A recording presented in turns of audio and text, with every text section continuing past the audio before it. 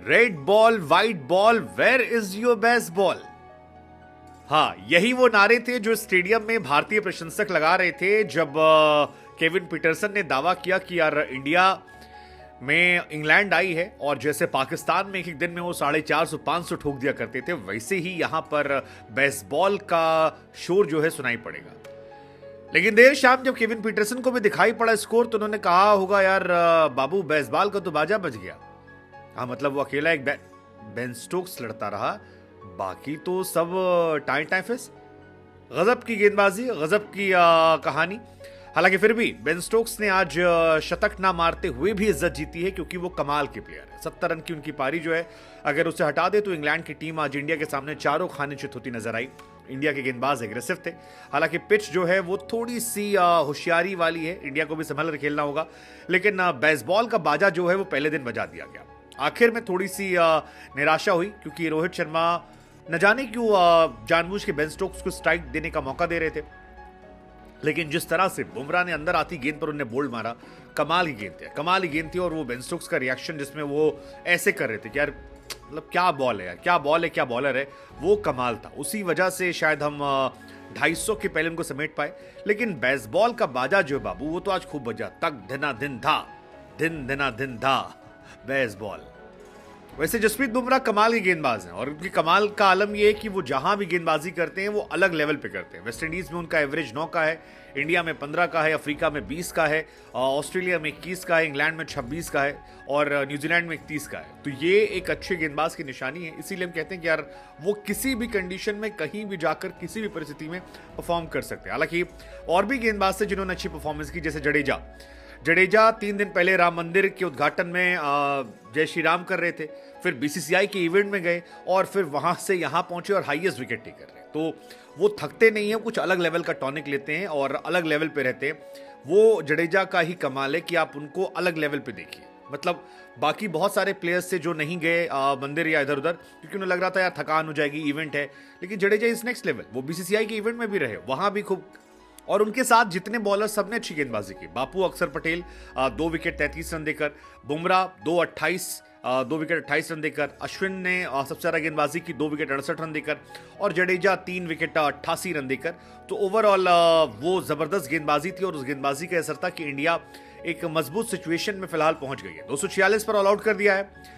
Ben Stokes, हालांकि मुझे लगता है कि 6 नंबर 7 नंबर पर उतरना उनके लिए जगह सही नहीं है क्योंकि अधिकतर मैचेस देखे गए हैं जहां पर बेन स्टोक्स के खिलाड़ी लड़ते रहते हैं। और अगर आप इतने इंपॉर्टेंट प्लेयर हैं टीम के, अगर आप पर टीम इतना निर्भर करती है और आप अकेले टीम को संभालते हैं तो फिर बेहतर होगा कि आप लड़ें और ऊपर आकर लड़ें ताकि आपको ज्यादा मौका मिले। क्योंकि अगर आज बेन स्टोक्स होते तो शायद कहानी अलग होती।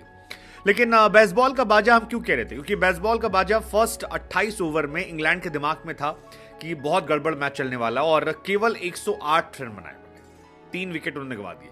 सेकेंड वाले में भी उनकी इकॉनमी जो थी और कम थी। तो ये अपने आप में दर्शाने के लिए काफी कि बेसबॉल जो है वो कहीं दूर दराज तक नहीं था क्योंकि 31 ओवर में 107 रन 5 विकेट, ये सेकेंड सेशन की कहानी थी। केवल लास्ट सेशन में 5 ओवर में 30 रन मारे जहां पर 2 विकेट गिरे हैं।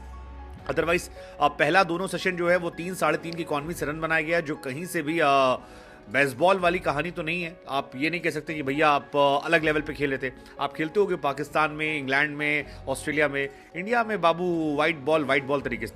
हालांकि वो लास्ट वाला पार्ट हटा दे तो रोहित शर्मा की कैप्टनसी भी अच्छी थी। मतलब लास्ट में मुझे थोड़ा हैरानी थी कि आखिर के 5 ओवर में वो बेन स्टोक्स को स्ट्राइक क्यों लेने दे रहे थे, क्लोज फील्डिंग क्यों नहीं थी, बट अदरवाइज कैप्टनसी अच्छी थी। कैप्टनसी अगर आप देखेंगे तो फिर जो रूट को अलग अलग ऑप्शन खेलने के लिए मजबूर किया, अटैकिंग कैप्टनसी में वो था।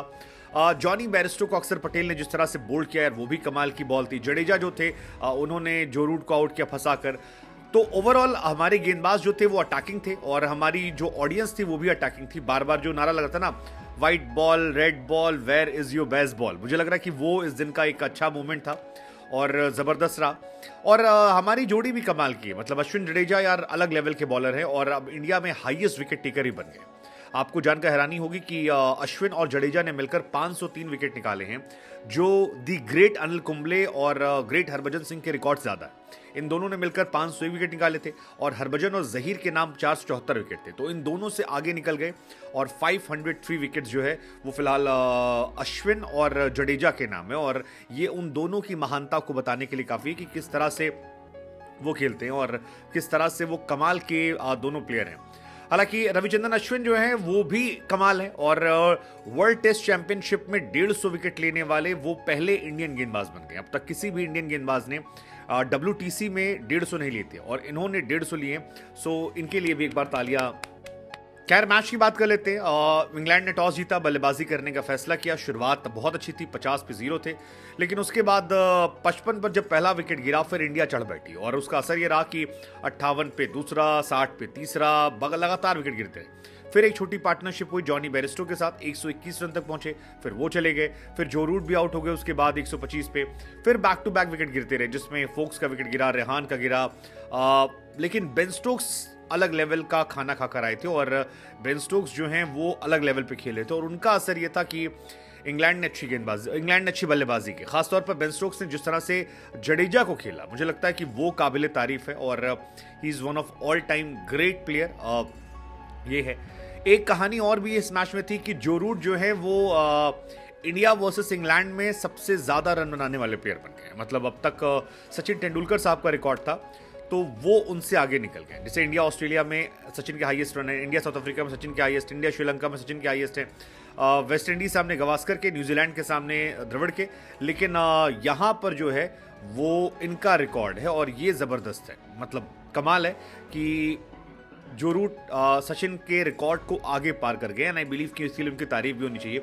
वो कमाल के प्लेयर हैं और बस यहाँ कमाल नहीं कर पाए, उतना कमाल नहीं जितना उनसे एक्सपेक्टेड था। लेकिन फिलहाल आपको क्या लगता है, ये बेसबॉल का जो बाजा बजा है ये कहाँ तक जाएगा और इंडिया को आप इस मैच में जीतता हुआ देख रहे हैं?